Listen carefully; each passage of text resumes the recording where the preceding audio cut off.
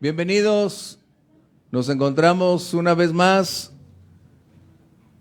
a la mitad del libro de Nehemías y esta es una de las grandes lecciones que necesitamos aprender acerca de cómo desarrollar los talentos, las capacidades recibidas del Señor para hacer un mejor uso y ser más eficientes en nuestra dedicación y servicio al Señor. Nehemías nos ha estado mostrando, al igual que Esdras, características muy precisas, muy definidas en relación con un tema llamado liderazgo. Dos hombres llamados por Dios a labores específicas, pero cuando Dios señala, Dios respalda y Dios provee todos los recursos necesarios para hacerlo. Así que vamos a dar continuidad a nuestro estudio. Y vamos a abrir nuestra Biblia en el libro de Nehemías, capítulo 7.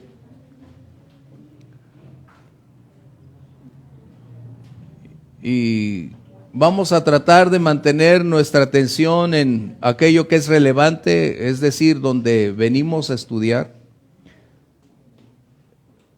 Y a quienes hoy están a través de las redes sociales con nosotros, el Señor también les permita, al igual que a su servidor aquí, aprender cada día más, y vamos a retirar todos los distractores posibles, vamos a enfocar nuestros pensamientos, nuestra búsqueda en el Señor, y vamos a colocar todos nuestros celulares, por favor, en silencio, y de esa manera dedicaremos este tiempo para buscar a nuestro Dios. Por favor, algunos de ustedes diríjanos en oración. Vamos a dejar todos los juguetes, por favor. Todos los juguetes, vamos a retirarlos. Gracias. Es tiempo de estar todos atentos aquí. Y vamos a agradecer al Señor por sus bondades. Algunos de ustedes, por favor, diríjanos en oración. Señor, tú eres fiel, Señor, eres bondadoso, eres cuidador, Señor, y hemos llegado hoy hasta el final de este día por tu gracia, Señor. Estamos aquí con un corazón dispuesto, Señor, y gracias, Señor, porque tú has puesto estas clases para enseñarnos, para extraer tanta enseñanza, Señor, que tú tienes. Mi Dios, te pido primeramente, Señor, que nos ayudes a dejar de lado toda distracción, Señor, todo pendiente, todo cosa que haya sucedido en el día, Señor, que quede de lado, porque realmente queremos enfocarnos en aprender de ti, Señor, en escuchar tu voz y escuchar lo que tú tienes para decirnos, Señor, aquello que debemos de aplicar. Padre, equípanos por medio de tu Espíritu Santo, que podamos comprender la verdad de la palabra, Señor. Aún abre nuestro entendimiento para ver más allá, Señor, de una simple leída, Señor, sino que realmente pueda hablarnos, Señor, hasta lo profundo, Señor. Equípanos, guíanos, ministranos, Señor, y sé tú en las palabras del pastor, Señor, y sé tú en nuestras mentes para comprender, Señor, lo que tú hoy quieres hablar. Gracias, Señor, por tus bondades, gracias por tu misericordia, Señor, y por tu paciencia, Señor. Gracias por todo tu amor en el nombre de Jesús. Amén. Vamos a dar lectura al verso 5 y al verso 6. Nehemías está escribiendo acerca de cuánto ha realizado a lo largo de esos meses y llega al punto donde señala esto. Entonces puso Dios en mi corazón que reuniese a los nobles y oficiales y al pueblo para que fuesen empadronados según sus genealogías. Y hallé el libro de la genealogía de los que habían subido antes y encontré en él escrito así: estos son los hijos de la provincia que subieron del cautiverio, de los que llevó cautivos Nabucodonosor, rey de Babilonia, y que volvieron a Jerusalén y a Judá, cada uno a su ciudad. Nehemías no escribe para presentar una posición, popularidad o generar la vista o la atención hacia él. Esta es una de las características de un genuino liderazgo. Nunca usurpar, tomar un lugar que no le compete. El siervo no puede ser el amo. El amo define, guía, envía y ubica a quienes son los siervos. Los siervos son temporales, el amo es permanente. Y eso es algo que necesitamos mantener muy, muy presente. Porque en un mundo donde hoy la popularidad parece ser la clave del éxito, donde la gran mayoría de predicadores, cantantes, cristianos tratan de convertirse en el número uno en su rating, solo están evidenciando una total ausencia de espiritualidad. Eso es algo que necesitamos recordar. Y es tan importante que aprendamos que el siervo no debe figurar. El siervo es un donadie. Es un simple vaso de barro. Y lo más valioso que ese vaso puede tener es su contenido. Y no es obra de él, es de aquel que lo llamó y colocó ese contenido para servicio del Señor. Eso es muy importante. Entonces, la obra del Señor demanda una entrega total e incondicional. Hemos estado compartiendo durante semanas cómo debe ser, cómo debe comportarse un liderazgo, cuál va a ser su futuro, cómo debe actuar. Y una de estas claves de las lecciones aprendidas es encontrar que la obra del Señor va a demandar una entrega total e incondicional, no parcial. No es si hoy quiero, si hoy me levanté de buenas, si hoy me sonrieron, si hoy tengo ganas. Eso es irrelevante. Un siervo solo hace lo que su Señor le envió a realizar. Y no depende ni de circunstancias, emociones, subjetividad, ni aún de las condiciones del entorno. Esto es lo que hemos venido aprendiendo de Esdras, de Nehemías. Dos hombres con un alto grado de compromiso, más allá de su propia seguridad, más allá de sus propios deseos de descanso. Ellos siempre estaban invirtiendo todo lo que eran en buscar y servir a su Señor. Este es el reclamo. Por eso Jesús dijo que quien ama más, padre, esposa, hijos, más que Él, no es digno de Él. Esto es precisamente lo que estamos contemplando. Y de esta manera empezamos a construir ese carácter para ese futuro que el Señor puede permitirles el día de mañana, pero todo empieza aquí y ahora. Su lealtad de hoy va a ser probada. Y si no están seguros de llegar adelante, es mejor no lanzarse. Es mejor evitar ser como aquel que quiso construir la torre y no logró terminarla. Eso es imprescindible. De esta manera entonces Dios recompensa la obra de todo creyente que decidió servir al Señor. Y esa recompensa está en relación con la fidelidad. Jesús enseñó: bien, buen siervo, fiel. No es cuánto hemos hecho. El éxito de un cristiano es hacer de la voluntad de Dios su prioridad. Y cuando hacemos lo que Dios nos envió a hacer, entonces tenemos la recompensa que Dios puede dar a causa de hacer de la voluntad de Dios la nuestra. No es cuántos lugares, cuántos espacios, cuántos países hemos visitado. No se trata de logros. Es hacer de la voluntad de Dios el centro focal de nuestra vida. Ese es el punto. Dios puede ubicarte en un momento de espacio-tiempo, en un área diminuta, pero es justo ahí donde Dios estará probando nuestra fidelidad. Qué interesante. Y nos vamos a dar cuenta que a lo largo de Génesis hasta Apocalipsis vamos a encontrar mujeres como hombres que en un determinado momento emergen en el panorama y pareciera ser que pasan desapercibidos, pero para Dios jamás. Para Dios siempre están en su lista de los héroes de la fe. ¿Por qué? Por su fidelidad.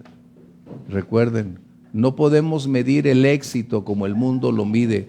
Ese es uno de los problemas que se han estado introduciendo dentro de la iglesia, permeando los principios bíblicos para establecer que si no tienes audiencia, si no tienes instalaciones, si no alcanzas un estatus, si no logras alcanzar cuántos likes en tu página, entonces date por derrotado. Pero la pregunta es, ¿será así? No.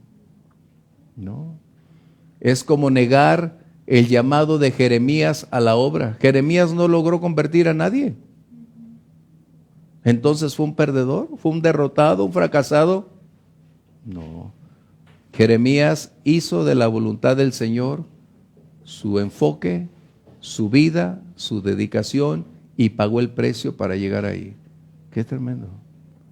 Entonces, cuando Dios llama, Él ubica, envía, y es la obediencia y la fidelidad la que hacen posible que nuestra vida entonces tenga sentido para caminar con el Señor.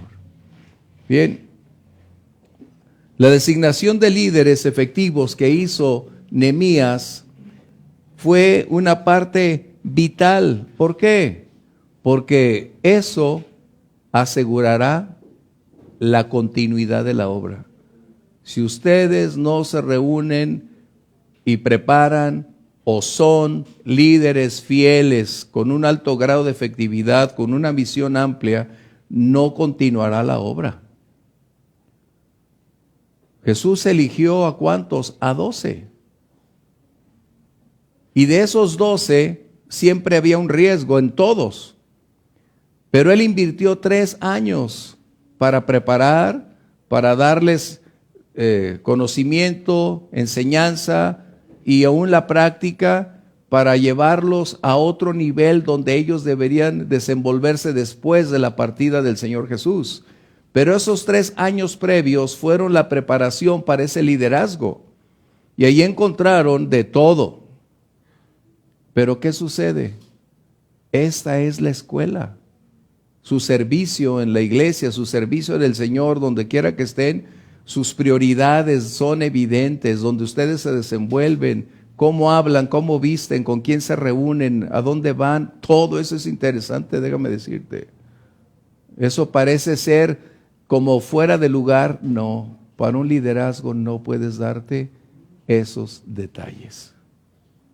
Para un liderazgo tienes que ser el modelo, la investidura de lo que predicas. Eso tiene que ser. Eso es vital. ¿Por qué? Porque uno de los grandes rasgos de un liderazgo es practicar lo que predica. Eso es importantísimo.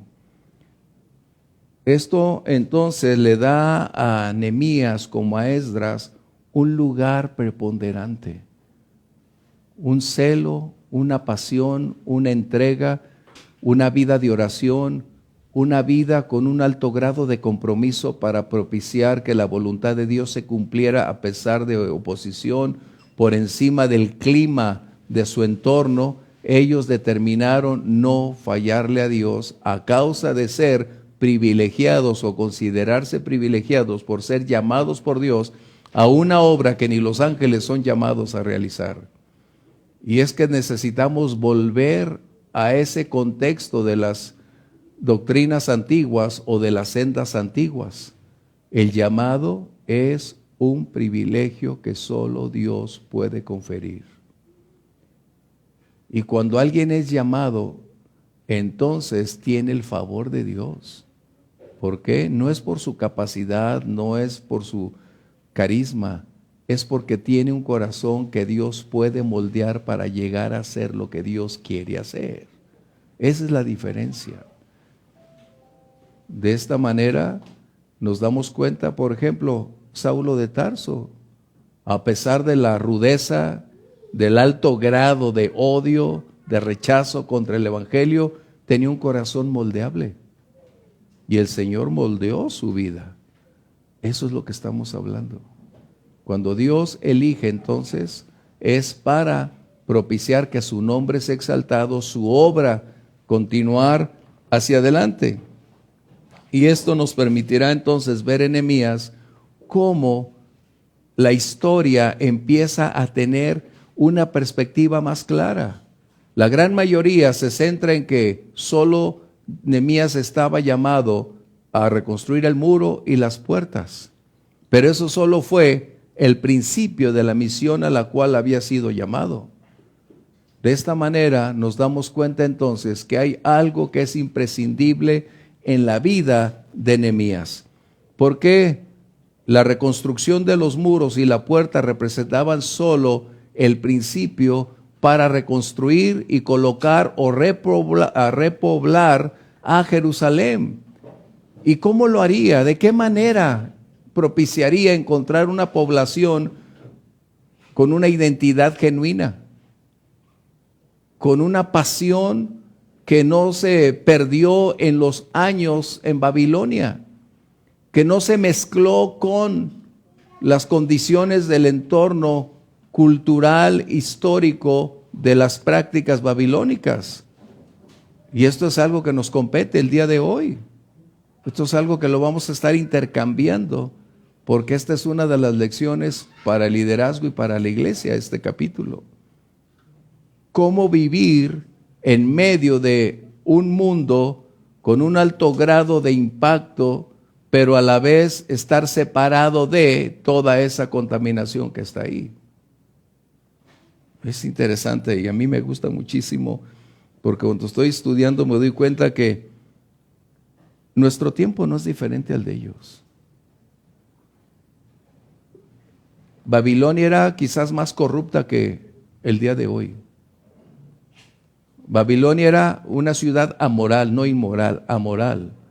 Y de esta manera quien se desenvolvía en ese contexto requería de fundamentos sólidos, de principios firmes, de convicciones profundas, para no permitir que el entorno social lo absorbiera, lo impregnara o cambiara su manera de pensar, su postura. ¿Qué sucede? Aquí hay dos factores preponderantes que Nehemías nos revela. Primero, dice lo siguiente en el verso 5. Entonces, fíjate bien, puso Dios en mi corazón que reuniese a oficiales con propósitos específicos, pero el punto aquí central es una dependencia divina. Nehemías tenía experiencia, mucha. Nehemías podía determinar, tomar el primer paso, por supuesto, pero nunca, jamás se atrevió a hacer algo que estuviera fuera de la voluntad de Dios. Una decisión que debemos tomar siempre debe estar basada en dirección. El domingo compartí algo acerca de dirección. Ahora, no debemos confundir el sentir con que yo creo que Dios me dijo, yo creo que Dios hizo esto. No.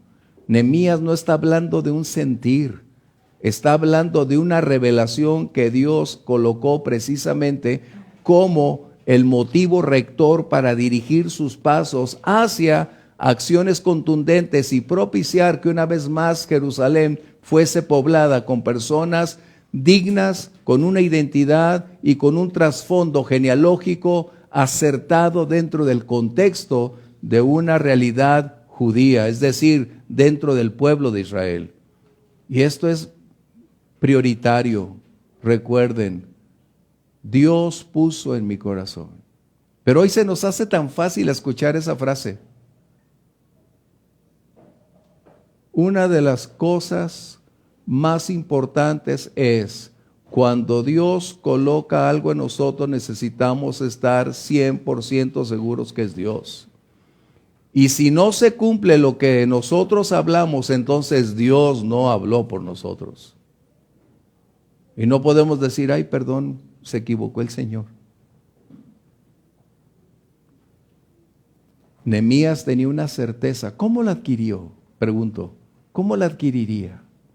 Comentarios, ¿cómo adquiriría Nehemías esa certeza? Ese es un buen punto. Su comunión con Dios, su intimidad con Dios hace posible ir descubriendo paso a paso un oído sensible a la voz de Dios en medio de tantas voces a nuestro alrededor, donde esa comunión y esa nueva naturaleza va forjando el carácter y se inclina por aquello que Dios ha estado proponiendo para ir adelante. Él, hablando de Nehemías, no coloca esta frase como para incentivar un emocionalismo espiritualoso. Él está hablando de un hecho real acerca de su comunión con Dios hace posible que Dios produzca en nosotros el querer como el hacer. Y esta es una gran oportunidad para aprender nosotros.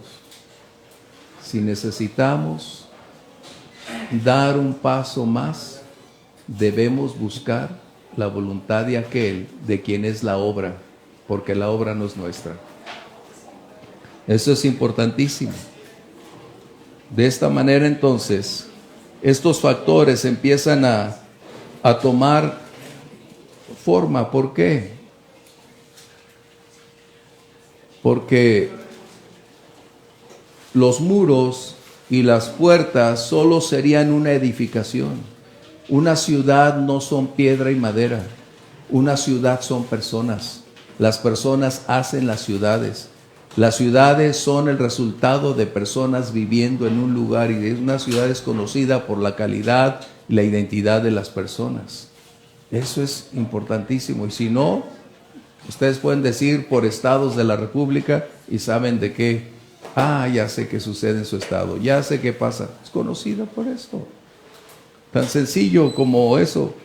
Por lo tanto, entonces, la obra del Señor debe usar o debe utilizarse bajo los mismos esquemas establecidos, bajo los recursos que Dios ha estado proveyendo. Por ejemplo, el Salmo 127, 1 y 2, vamos a leerlo.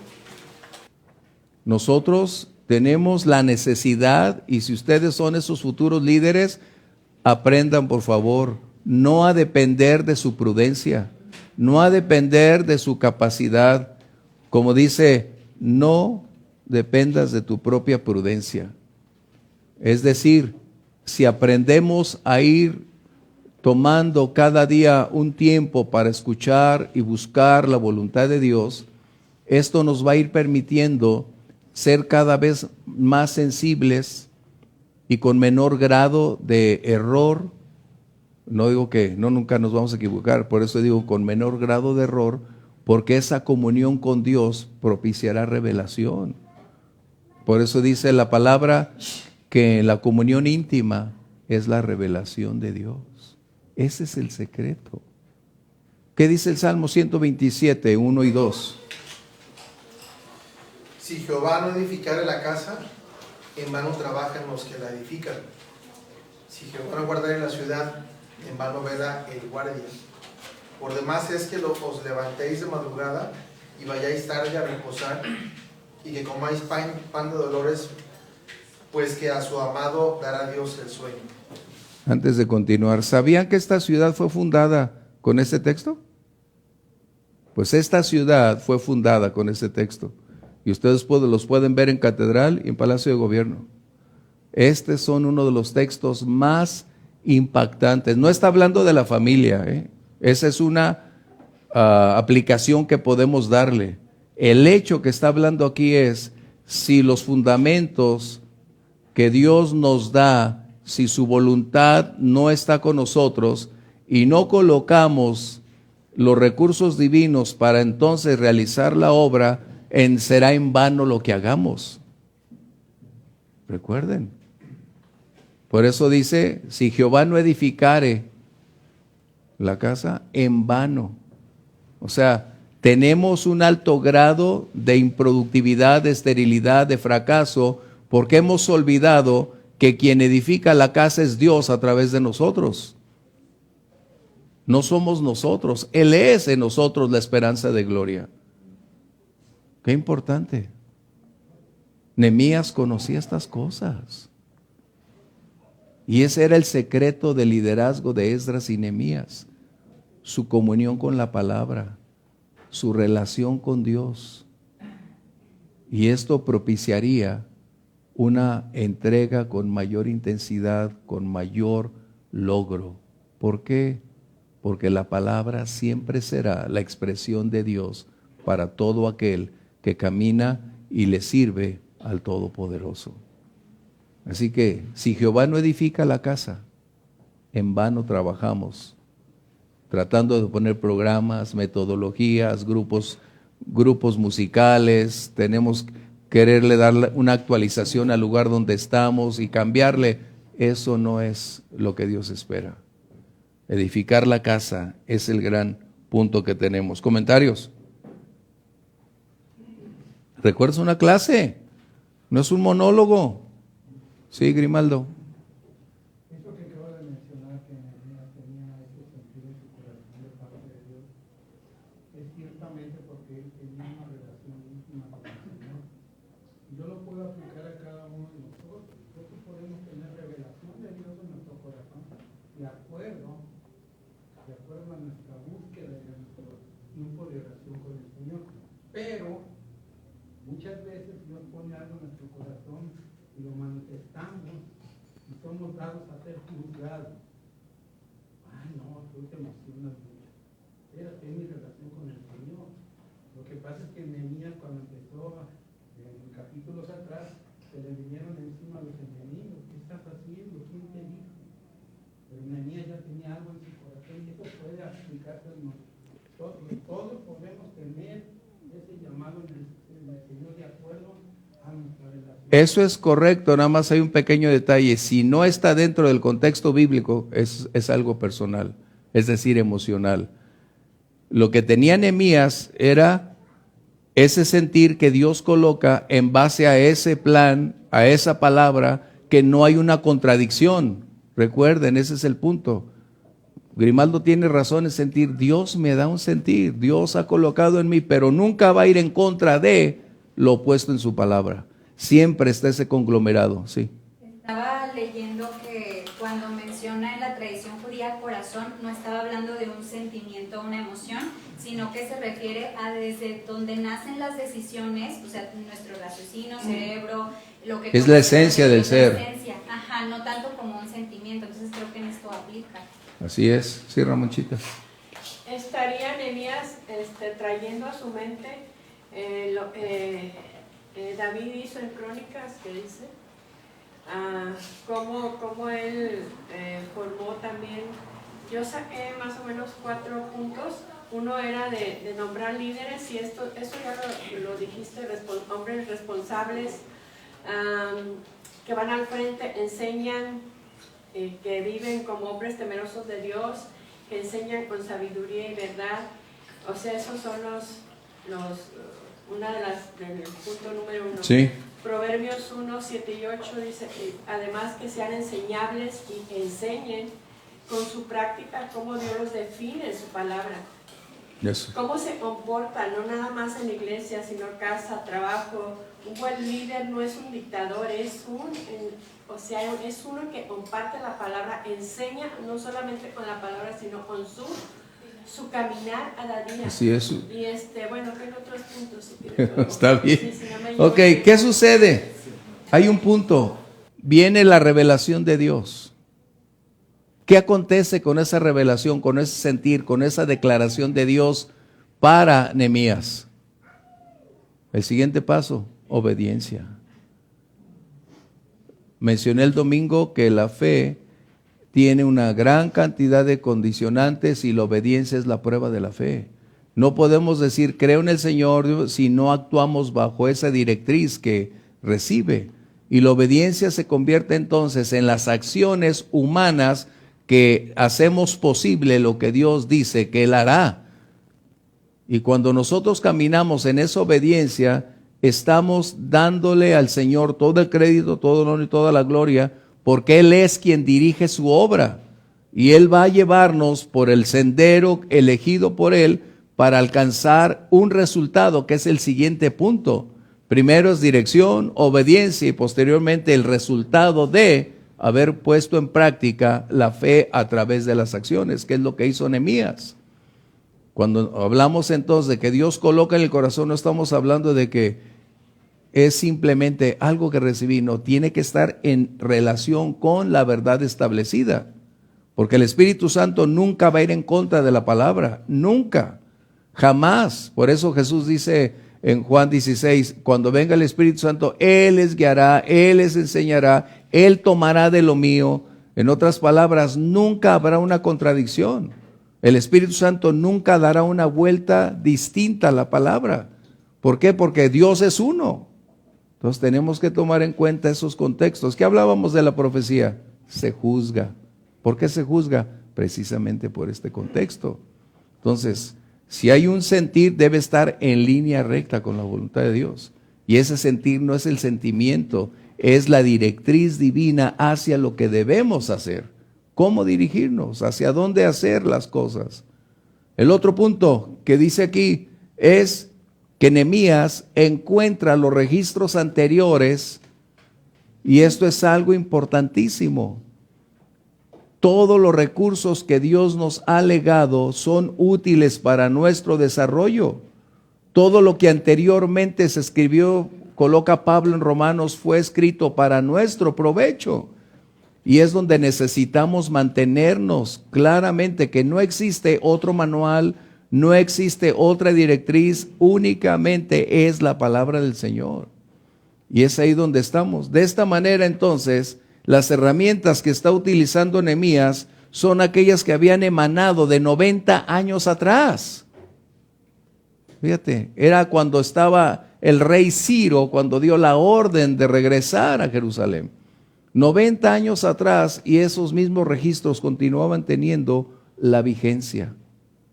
En otras palabras, lo que Dios nos ha legado es la herramienta para construir y hacer el día de hoy lo que Dios espera que hagamos. Lo que Dios te envía a hacer está dentro del manual del constructor, que es la palabra del Señor. Esto es algo que necesitamos ir continuando para hacer las cosas. ¿Cuál es el punto de este registro? Encontrar a todos aquellos descendientes genuinos de quienes fueron tomados de Jerusalén hacia Babilonia y fueran los habitantes legítimos para seguir confiándoles la palabra, las promesas y sobre todo porque de ahí se desprende la genealogía del Señor Jesús. Él pertenecía a la tribu de Judá, recuerden. Así que entonces, el propósito de Nehemías, como debe ser de cualquier pastor, de cualquier líder, es determinar quién realmente es un creyente genuino de quien no lo es. A Moisés le sucedió, y eso fue catapultarlo a una enorme cantidad de conflictos. En el libro de Éxodo, capítulo 12, 38, es una pequeña muestra. Es tan agradable salir como vieron todas aquellas personas salir de Egipto, salir de la esclavitud, cantando, alegres, contentos. Pero, ¿cuál era el punto? Vamos a leer este texto, por favor. También subió con ellos grande multitud de toda clase de gentes y ovejas y muchísimo ganado. ¿Qué quiere decir para nosotros el día de hoy eso?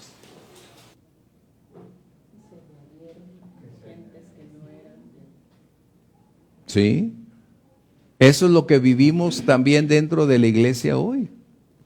Una gran cantidad de personas les agrada la música, les agrada la subjetividad, se emocionan, lloran, levantan las manos. Ay, es que Dios está aquí y me siento tan bien. Ay, qué bonito tocas, qué bonito predicas.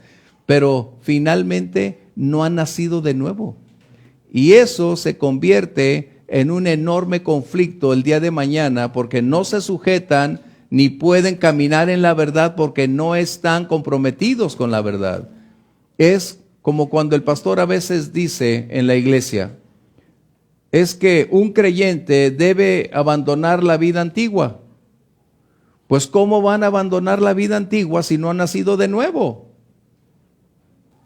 O sea, no pueden abandonar lo anterior, puesto que viven en lo anterior, es su presente permanente. Y a veces ese es el punto, lo que acontece. Por eso necesitamos darnos cuenta entonces que toda esta cantidad de personas pueden venir, pero no formar parte de la congregación. Recuerden, eso es parte importante. No es cuestión de cuántos estamos, es cuántos son los elegidos. Pero el mundo nos ha permeado con sus doctrinas y el crecimiento se ha encargado de ir fulminando las verdades bíblicas por tratar de decir que el pastor o los líderes deben ser ahora quienes deben prepararse en seminarios de mercadotecnia, de psicología, de sociología, y el pastor ya no piensa como pastor, ahora piensan como ejecutivos, pretendiendo que la iglesia es una empresa. Wow. Ese es el punto que estamos tocando. De esta manera nos damos cuenta entonces que Nehemías está haciendo una búsqueda exhaustiva con el propósito de identificar a genuinos creyentes o genuinos descendientes de las tribus de Jerusalén que fueron transportadas por Nabucodonosor decenas de años atrás. Es decir, volver a llenar Jerusalén con gente fiel, con gente comprometida, con un celo, con una identidad propia, con personas que verdaderamente tenían una trascendencia por la genealogía que avalaba que ellos pertenecían al pueblo de Israel. Esto significa entonces que siempre va a existir un precio a pagar por aquellos que se van a identificar como fieles creyentes. Y los fieles siempre van a hacer cosas trascendentes. Los fieles siempre van a escribir una nueva historia en todo lugar, porque son los fieles los que hacen el cambio. Los fieles son los que propician que su entorno cambie. ¿Por qué? Porque la nueva naturaleza produce en nosotros un nuevo estilo de vida y un cambio radical en nuestro entorno, palabras, conducta, actitudes, relaciones, todo tiene que ver con eso. Por eso Nehemías lo podemos ver, un hombre que nunca permitió contaminarse ni con propuestas, ni con temores, ni con ofrecimientos. Él era fiel, como decía el apóstol Pablo, porque me tuvo por fiel poniéndome en el ministerio. Eso es un privilegio inmerecido. ¿Esto qué quiere decir entonces? Que Nehemías aprendió el secreto de la ley de la separación. Recuerden, la ley de la separación. Y eso es vital. El pueblo cristiano es llamado a vivir separado, no en aislamiento, separado. ¿Qué comunión tiene la luz con las tinieblas? Y nos damos cuenta entonces que desde estos días nos vamos a dar cuenta. Deuteronomio 33, 28, 1, por favor. ¿Por qué? La separación es una condición de identidad y segundo, santidad, de lo cual ya muy poco se habla. Deuteronomio 33, 28. La separación es la condición de identidad y santidad. ¿Por qué? La separación es una decisión. Es en base a esa nueva naturaleza, a quién soy, a quién pertenezco. Y de esta manera entonces determino vivir en relación con mis principios y convicciones. Sí, Ramosita. Una pregunta. Él tomaría el modelo de que nos habla Crónicas con David cuando escogió los levitas y los porteros. Sería...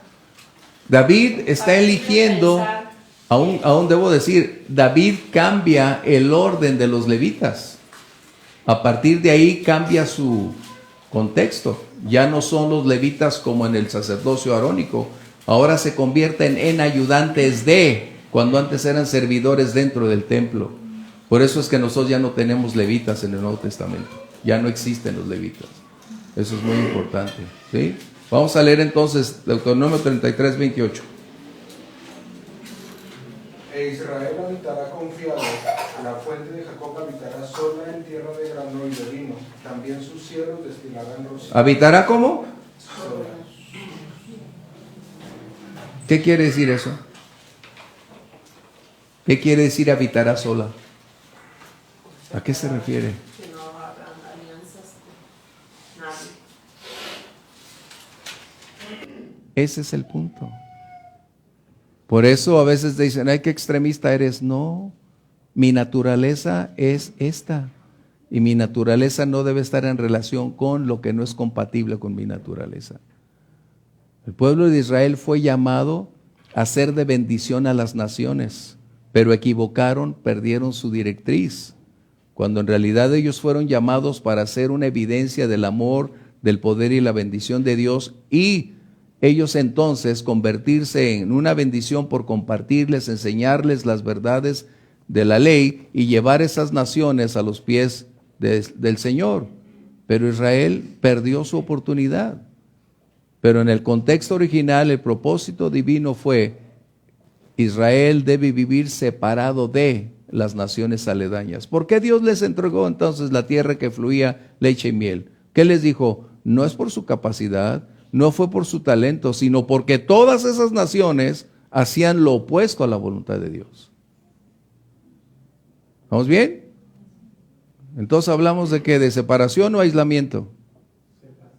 ¿Qué significa separarnos? Las influencias del mundo. Santidad. El propósito de Nehemías era continuar manteniendo la pureza de el caminar o el pacto que el pueblo tenía con Dios. Sed santos, porque yo soy santo, decía el Señor. Y eso es algo que hasta el día de hoy necesitamos mantener con claridad. Sí. Yo quería compartir porque estas últimas semanas he visto que hay como un fenómeno donde la Iglesia Católica ha estado adoptando los servicios de la Iglesia Cristiana y ha estado como transformando su manera de llevar su culto como lo hacemos nosotros. Incluso hay cantantes cristianos que ya se están presentando en iglesias católicas y están adorando de esa forma, con la diferencia de que pues los ídolos sí siguen atrás, pero están como igual con manos levantadas y todo. Eso me ha impactado porque realmente el enemigo no está preocupado que la iglesia cristiana o que los católicos estén volteando a ver la iglesia cristiana, porque estamos también nosotros en otro tipo de idolatría de la iglesia cristiana, teniendo a sus cantantes, distrayéndose e involucrando al mundo, tanto así que no podemos decir que nosotros estamos ganando a la iglesia católica, porque he visto cristianos muy felices diciendo que es que ellos están abriendo sus ojos, pero no hay una transformación porque están con las imágenes, siguen con imágenes, pero adoptando lo que les parece bonito de la iglesia cristiana. Y eso, o sea, me ha dolido, pero me ha dejado ver la responsabilidad que tenemos para generaciones futuras, donde ya no se distingue quién es católico, quién es cristiano, porque todo es bonito y se siente bonito. Entonces, por eso leí eso de ser santos, porque yo soy santo. Dios nos llama a no ser iguales y no adoptar nada y llegar a rendirle cuentas a Él. No es nada nuevo. Si vemos la vida de Jezabel y Acab, nos damos cuenta que había una mezcla similar. Todo el Antiguo Testamento está inundada de todas estas prácticas. El apóstol Pablo hace una mención enorme de todo este contenido de una idolatría, pero a la vez de un sincretismo religioso enorme. ¿Y qué sucede? Esto implica entonces que no tenemos un liderazgo sólido, capaz de ver con claridad, de abstenerse de, sino de propiciar el incremento, la popularidad y aún pretender creer que ellos han descubierto el secreto de cómo hacer que las cosas están ahí. Y aquí tenemos varios en Guadalajara con ese tipo de inclinaciones que, lejos de ser una bendición, se convierten en un conflicto donde todas esas ideas pululan, se mezclan en una, y todos dicen: no hay diferencia entre ustedes y nosotros, adoramos al mismo Dios. Qué tremendo. Entonces, separar no significa aislarnos. Separar es saber quiénes somos, la identidad que tenemos, a quién pertenecemos, a quién servimos, cuál es la voluntad de Dios para mi vida, qué desea o cómo desea Dios que viva y de qué manera hacerlo. ¿Por qué? Porque necesitamos vivir para agradarle. Y el propósito de Dios es que realicemos nuestras labores en tu trabajo, en la escuela, donde tú estés, pero siendo único, donde todos puedan saber que lo que somos es el resultado de la gracia de Dios en nuestra vida. Y donde ellos puedan ver que no es nuestro talento, ni es mi educación, ni mi cultura, sino que es Cristo en nosotros, la esperanza de gloria. Es lo que el mundo necesita ver. Sí, Ramonchita. ¿No será que estará faltando más que las congregaciones hablen más de esa separación? Sí, Juan 17, 16. Vamos a buscar lo que dices. Juan 17, 16. Ramoncita, estamos olvidando los preceptos bíblicos por estar abrazando todas las condiciones del modernismo o el progresismo dentro de la iglesia. Y ese es el error de la gran mayoría de los líderes, de no ser capaces de conocer las escrituras y abstenerse, y aún a sus propios músicos decirles: esto no está permitido, esto no es correcto. Eso es algo que necesitamos nosotros darnos cuenta. Un genuino liderazgo no participará de una adoración conjunta de quien no es lo que debe ser. ¿Sí? Juan 17, 16, por favor. No son del mundo, como tampoco yo soy del mundo. Jesús está orando, es la última oración que Jesús está haciendo previo a ir al cadalso. Y Él está orando por los suyos. Todo este capítulo 17 prácticamente es la oración de Jesús. Y Él está diciendo: Señor, no te pido que los saques del mundo, sino guárdalos del mal. Señor, guárdalos del mundo, así como yo no soy del mundo, ellos tampoco son del mundo. Es decir, el día en que el Señor vino a nuestra vida, cambió nuestra condición terrenal, cambió nuestra condición geográfica, migratoria, si podemos utilizar esa palabra, para ser ahora ciudadanos de los cielos y no ciudadanos más de este planeta.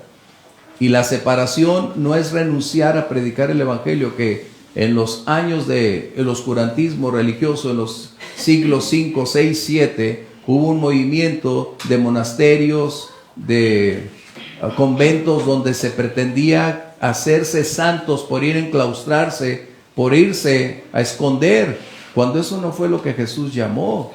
Jesús llamó a que nosotros realizáramos nuestra vida hoy, pero siendo santos en medio de una generación maligna. ¿Sí? Eso es importantísimo.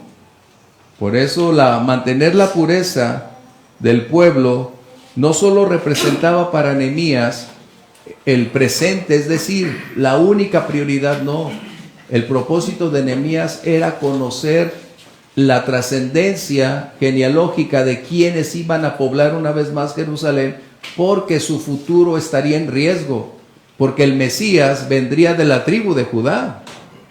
Y de esta manera, entonces, si no se cumplía esa pureza de mantenerse el pueblo dentro de lo escrito por el Señor, se colocaría en riesgo ese futuro nacimiento del Mesías. Vamos a ver dos textos: Génesis 49:10 y otro, por favor, Miqueas 5:2, por favor. La semana pasada me tocó ir con el negocio de Hugo. Ajá. Pidió oración por su hermano porque tiene cáncer y no murió. Oh. Pero estaba otro cliente ahí, otro conocido de la colonia, y me dijo: Hugo, necesito regresar, necesito volver ahí. Y la otra persona lo empezó a echar carrilla. Y hasta que llegó un momento y dijo una frase y volteé y le dice: no, le dice, con él. Y este cliente también, que lo conocía, es un papá de un amigo que tuve en el fútbol. Me dice: no, discúlpame. Y me dice: yo también he ido a una iglesia cristiana, pero dejé de ir. Y entonces todo su contexto cambió por la parte de lo que hasta cierto punto uno le dijo: no. Y es en esa parte donde debemos aprender que nos tenemos que mezclar en el mundo para también aprovechar esa parte y evangelizarnos y llevar a los pies de Cristo. No revolvernos, no continuar con esas pláticas o con esas conversaciones, pero sí saber mantener esa línea en donde podemos entrar con la palabra de Dios para traer a los. Hay cosas que a mí me impactan. Por ejemplo, hace 2 semanas entrevistaron al secretario de gobierno de Trump, de Donald Trump. Marco Rubio. No, a otro americano. Bueno, es Marco Rubio, a otro de sus líderes, también joven. ahorita a ver si te acuerdas cómo se llama él. No sé si es el de Asuntos Extranjeros, pero es uno de sus top. Y le preguntaron, ¿por qué estaba en una reunión y una joven reportera le pregunta, ¿ustedes por qué están haciendo oración hoy en la Casa Blanca? Y me sorprendió la declaración de este hombre, porque él dice, nosotros hacemos lo que los iniciadores de esta nación empezaron a hacer, buscar a Dios, necesitamos a Dios, esta nación fue fundada sobre principios judeocristianos y requerimos caminar con Dios. No podemos hacerlo solos, somos llamados a hacer la diferencia. Fíjate, no estamos hablando que son perfectos, no, lo que estoy diciendo es que no pueden negar lo que son, aun cuando los medios son tan incisivos y críticos. Ellos siguen diciendo, nosotros oramos todos los días antes de iniciar nuestras actividades laborales porque reconocemos que sin Dios no lo vamos a hacer. ¡Qué tremendo! Esto es lo que estamos hablando, Jesús lo que está diciendo. Debemos vivir de tal manera que todos puedan darse cuenta que somos distintos. No por nuestro genio, no porque somos así medios malos, amargados, no, sino porque hay principios que no están en la mesa de la negociación, que no pueden comprometerse, que sabemos en dónde y de qué manera vivir, hablar, negociar sin contaminarnos. ¿Sí? Ese es prioritario. Génesis 49:10, por favor. No será quitado el cetro de Judá, ni el legislador de entre sus pies, hasta que venga Silo, y a él se congregarán los pueblos. Desde Génesis estaban las promesas de dónde vendría el Mesías. Y por eso era la razón de ir manteniendo la pureza, la santidad en el pueblo de Israel, porque de otra manera se colocaría en riesgo ese momento. Y tan es así que la historia en todo ese Antiguo Testamento está llena de condiciones críticas, que aún el rey David puso en riesgo esa misma condición. ¿Ok? Miqueas 5:2, por favor.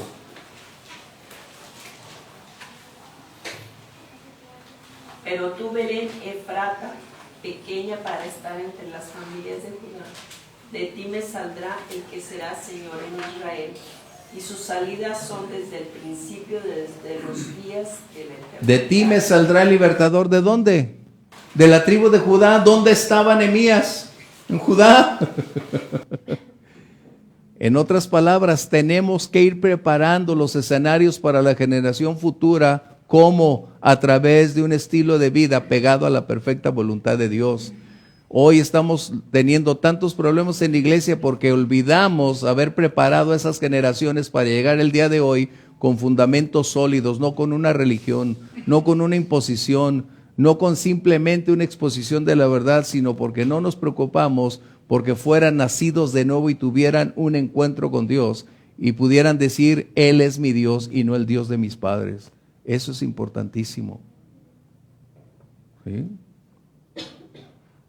Hechos 26, versos 6 al 8, por favor. Es decir, el apóstol Pablo está hablando precisamente acerca de la esperanza que Abraham y todos los padres anteriores tuvieron como resultado de creerle a Dios, de las promesas de Dios. Esto era lo que estaba en riesgo. Por eso Nehemías era tan intenso. ¿Recuerdan a Esdras que hizo lo mismo? Esdras también no permitió a los no judíos involucrarse. Y hoy parece que en la iglesia estamos tan interesados en que todos seamos uno, que seamos iguales. No, no podemos. No podemos dar un paso simplemente porque es lo que el mundo espera. Si hay alguien que es selectivo, es el Señor Jesús. Porque el Evangelio es selectivo. Eso es algo que necesitamos recordar. El que no es conmigo, contra mí es. No he venido a traer paz sino espada. O sea, el Señor no estaba hablando de que, bueno, no hay problema. No. ¿Somos creyentes o no somos creyentes? Y si somos creyentes, entonces el fruto debe ser una evidencia para validar o descalificar si somos o no somos. No podemos manifestar lo que no somos. Solo podemos evidenciar lo que verdaderamente hay dentro de nosotros. Y lo que hay dentro va a brotar a través de palabras, conductas, acciones, relaciones. Todo va a brotar. Y eso es algo que podemos decir, wow. Qué importante. Vamos a ver entonces lo que el apóstol Pablo está hablando en su defensa. En Hechos 26, 6 al 8, cuando está siendo llevado con Festo.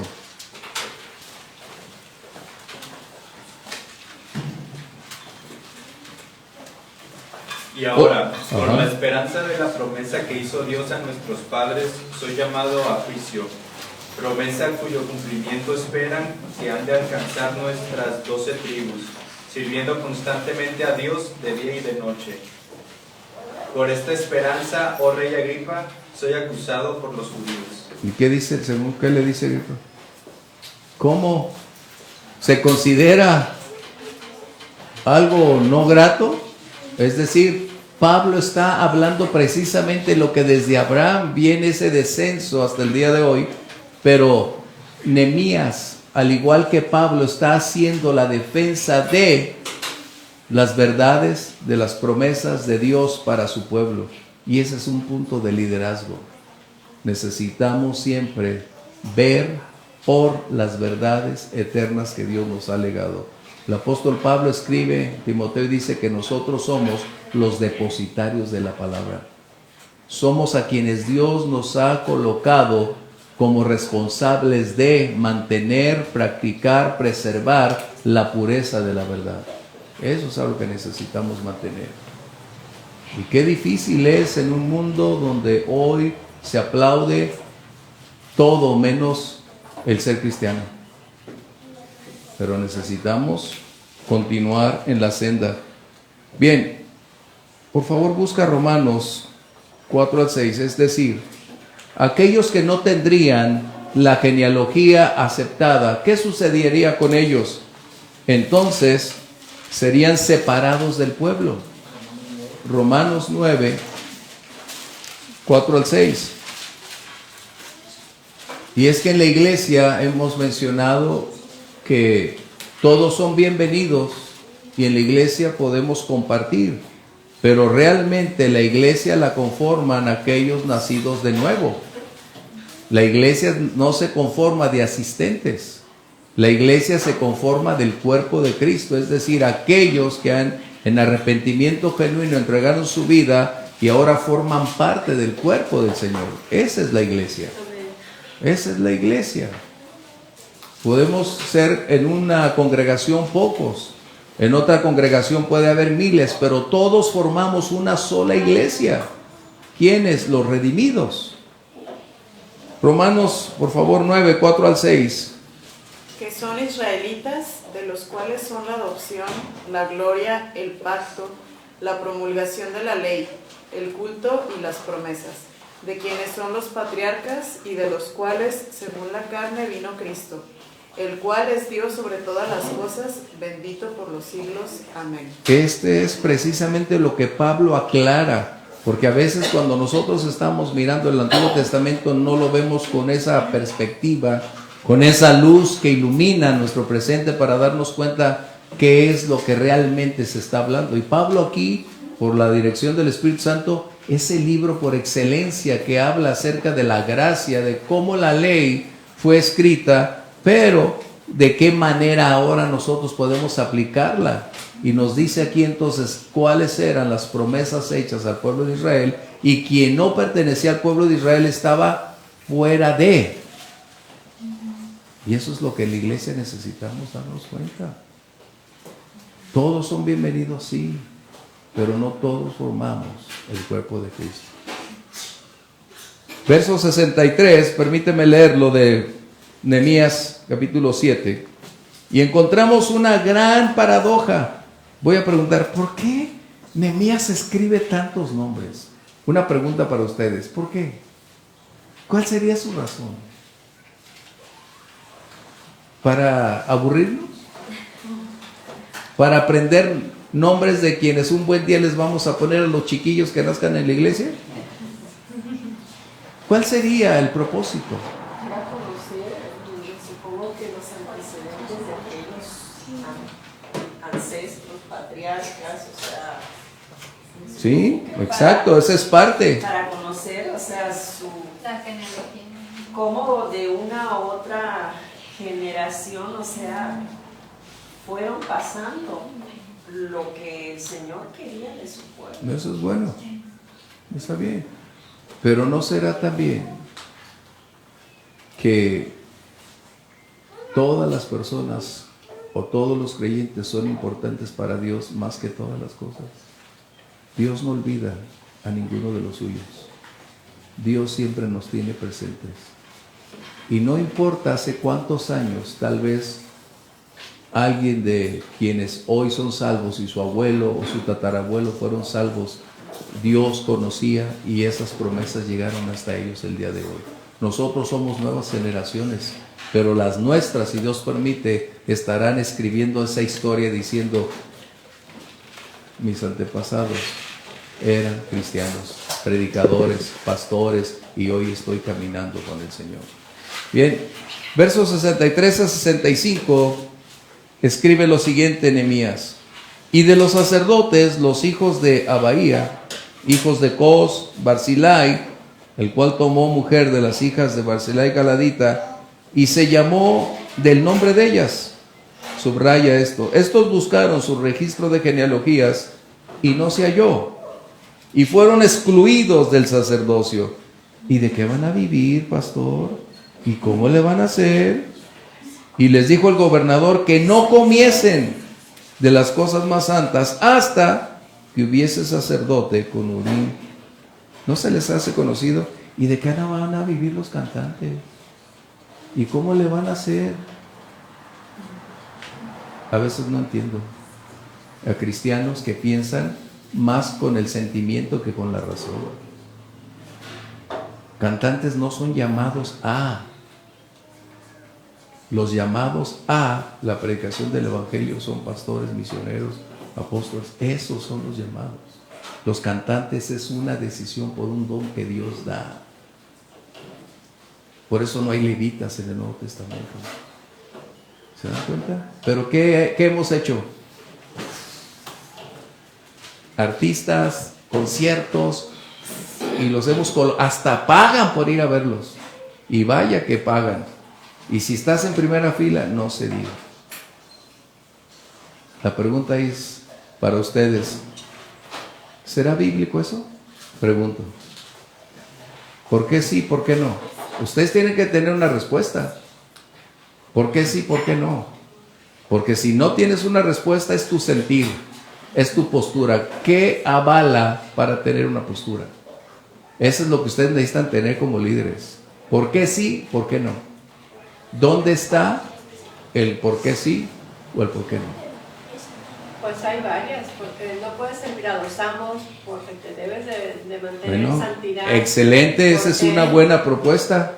Si confías en el Señor va a ser tu proveedor, y si das tu don a Él, Él te lo dio. O sea, hay así es. muchas cosas. Lo que de gracia se recibe, de gracia. Tan sencillo. Entonces, ¿cómo asistir a esos lugares cuando tú pagas para ir a adorar?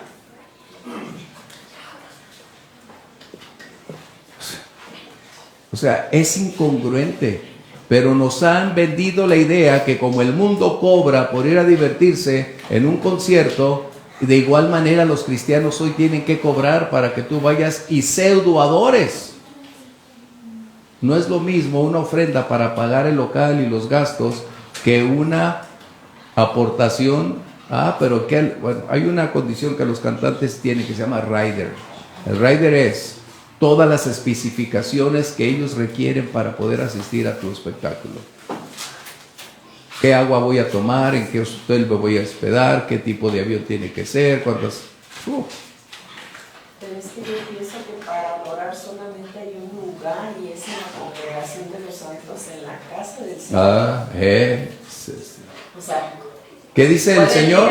Porque mi casa, será llamada casa de oración, es decir, de Porque adoración. para empezar dice que la bendición desciende, o sea, en el antiguo de la barba de oración es del sacerdocio, no de los cantantes.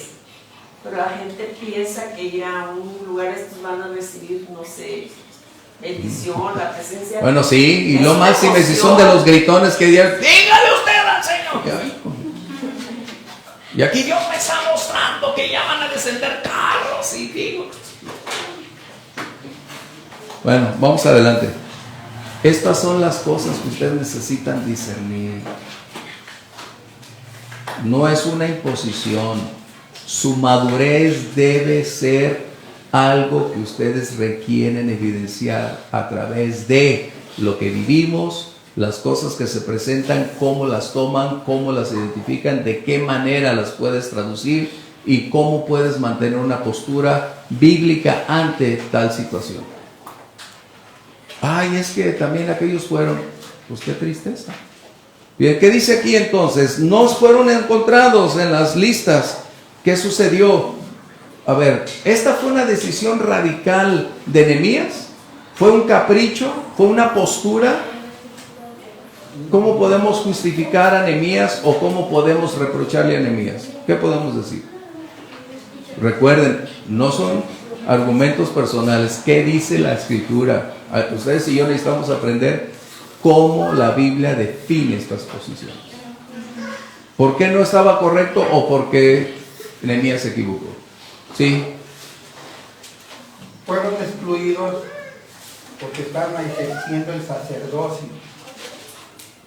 Simplemente por eso están ejerciendo el sacerdocio. Pero ¿qué avalaba ese punto? ¿Cómo Nehemías llega a esa conclusión? Yo considero, desconozco muchas cosas, pero si eres sacerdote, debes de tener una descendencia directa del pueblo de Israel. Ese es un punto, es bueno.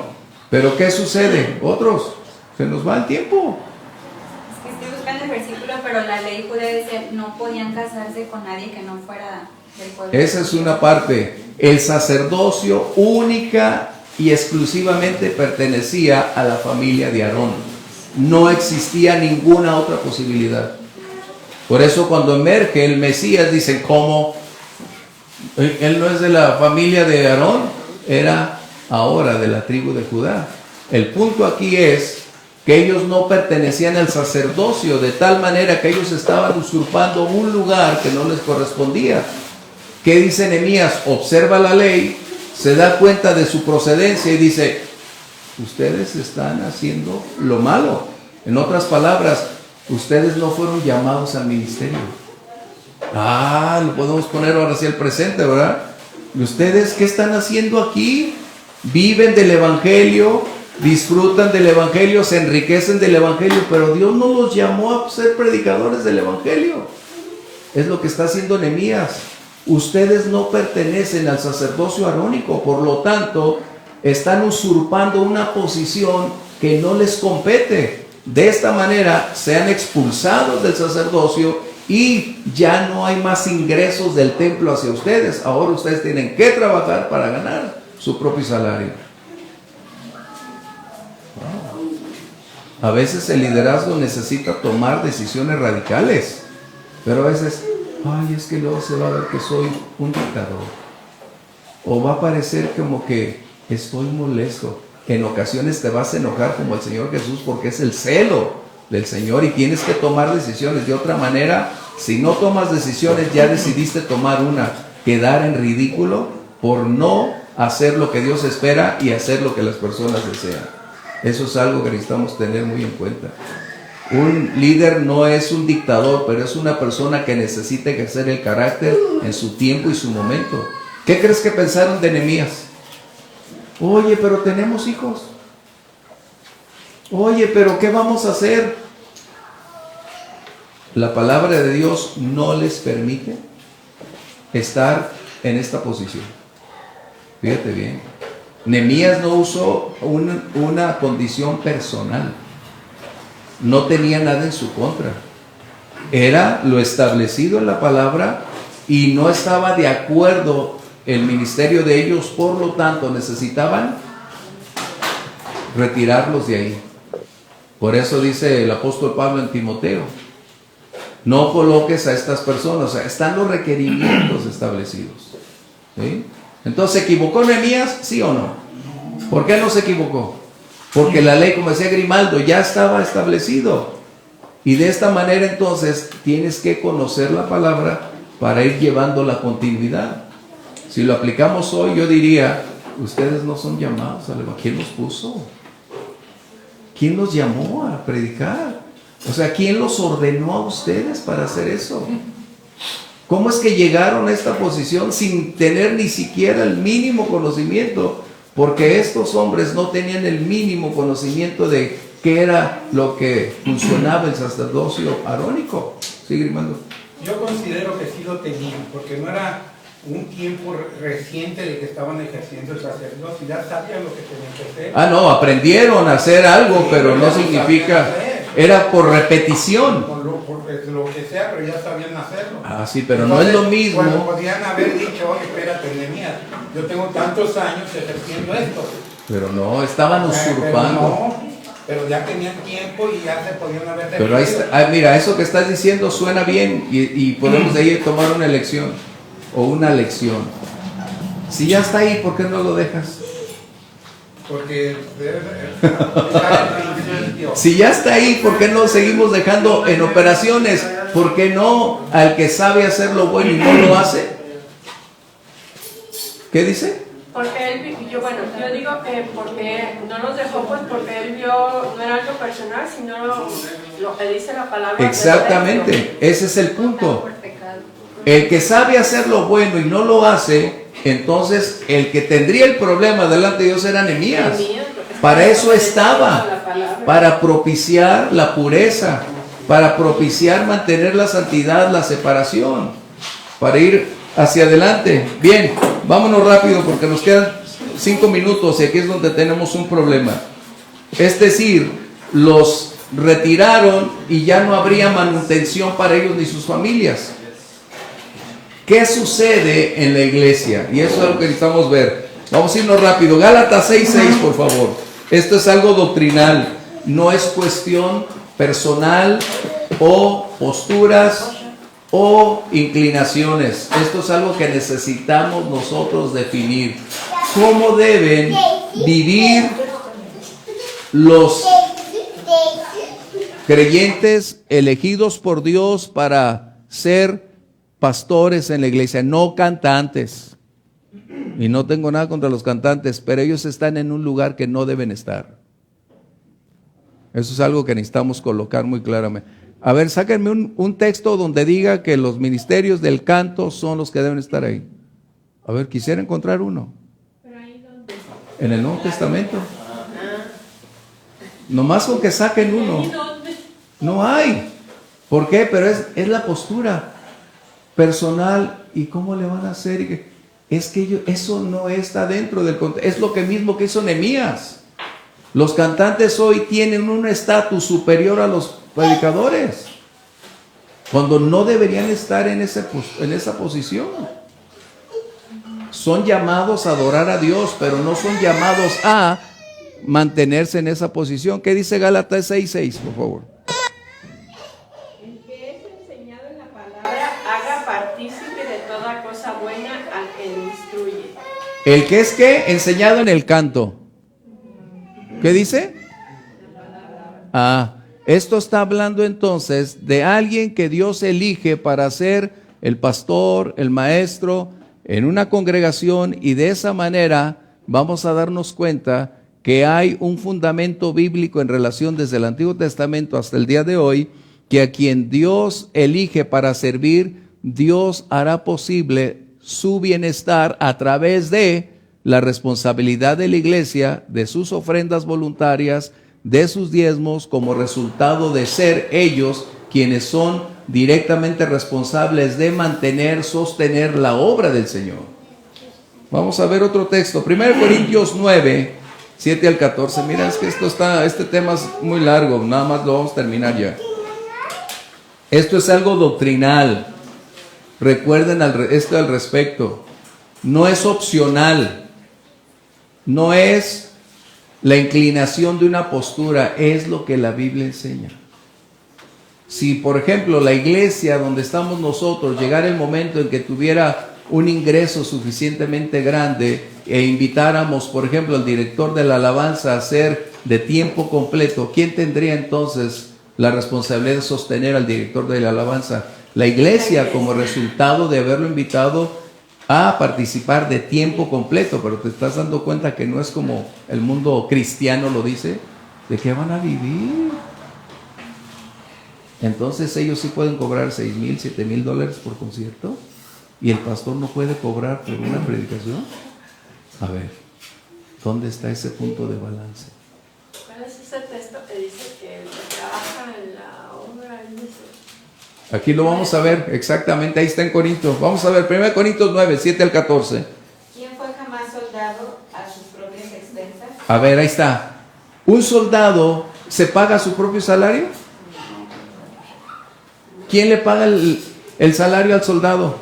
¿Quién lo contrató? Sigue, vamos a ir. ¿Quién planta viña y no come de su fruto? ¿O quién apacienta el rebaño y no toma la leche del rebaño? Digo esto solo como hombre. ¿No dice esto también la ley? Porque en la ley de Moisés está escrito: no pondrás bozal al buey que te... Vamos a hacer un paréntesis ahí. Deuteronomio 25:4 para que lo tengan. Ahí es donde dice esta palabra. Y es que nos damos cuenta de la falta de enseñanza real de todo esto. ¿El pastor debe comprar el edificio? ¿O un edificio? No. El pastor no es el responsable de un edificio. El pastor no es el responsable de comprar un terreno. ¿Quién es el responsable? Los miembros de la congregación. ¿Quién debe sostener al que enseña, predica y comparte? La iglesia. ¿Sí? Deuteronomio 25:4. Otro busque Mateo 10:10, por favor, preparenlos. No pondrás bozal al buey cuando trillare. Es lo que dice Pablo. ¿Lo dice por los animales o por quién dice en Corintios? Síguele, Gaby. Dice: ¿tiene Dios cuidado de los bueyes o lo dice enteramente por nosotros? Qué incongruencia a veces veo. Es tan claro lo que doctrinalmente Dios coloca para saber cómo debe funcionar la iglesia, la vida de los ministros y su bienestar en relación con las ofrendas voluntarias que deben ser dadas para ese proceso. Sí, Grimaldo. Ay, Dios mío, porque soy así. Pues eso es lo que quiero saber. En el primero, en el Antiguo Testamento, sí se refiere al buey, porque no había pastores. No, siempre ha habido pastores. Lo que está diciendo ahí es, a causa de lo que dice Pablo ahorita, ¿lo dice por los bueyes? No. Dice la escritura, escucha bien, Grimaldo, dice, que lo voy a leer con claridad despacio. Pablo dice, no pondrás bozal al buey que trilla. ¿Lo dice por los bueyes? No. En el Nuevo Testamento no, en el Antiguo sí. Por eso, lo que está enseñando Pablo es que ese ejemplo al buey no le pondrían bozal, lo dejaban comer de... eso es lo que estamos hablando. Síguelo. Dice: o lo dice enteramente por nosotros, pues por nosotros se escribió, porque con esperanza debe arar el que ara, y el que trilla con esperanza de recibir del fruto. Mateo 10:10 dice, el obrero es digno de su salario. Tan sencillo.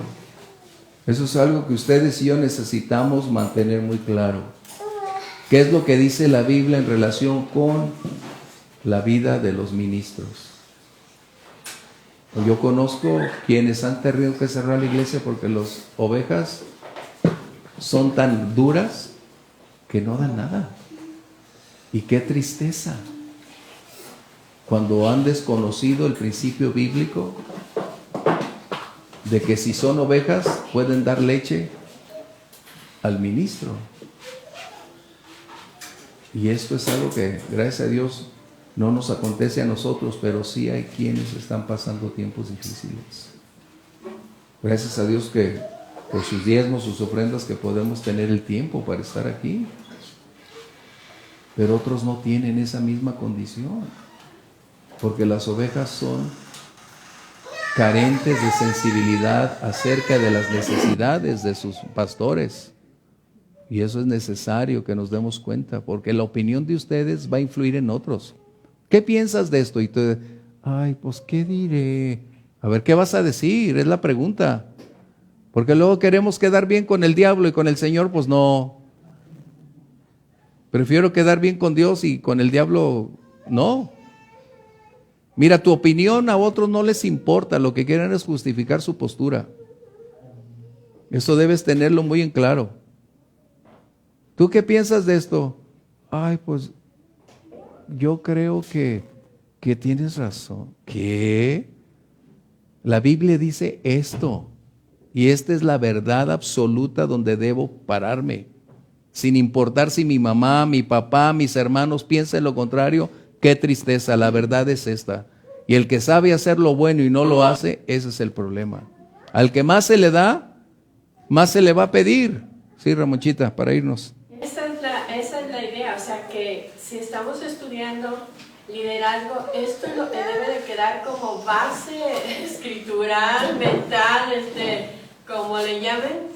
¿Para qué? Para estar prestos a dar buen testimonio. Cuando nos pregunten qué piensas de esto, Exacto. pues, ¿qué dice la Biblia? Exacto. Y pues qué lástima, nosotros ya estamos muy viejitos, pero ustedes chavos, en realidad es lo que dice la palabra. Entonces qué bueno sería que se aprendieran de verdad todos los principios bíblicos, porque estos son principios. Así es. Principios. Hoy estábamos en la clase hablando un poquito y siempre me da mucho gusto cómo el Espíritu Santo hace que en algún punto se una la cochera con la clase, con esta oportunidad de clase evangelismo con la clase bíblica. Mira, vamos orando y el Espíritu Santo nos guíe. Son temas difíciles, no podemos cubrirlos, pero simplemente son las bases prioritarias de qué o cómo se deben hacer las cosas. Por favor, algunos de ustedes diríjanos en oración para regresar a casa.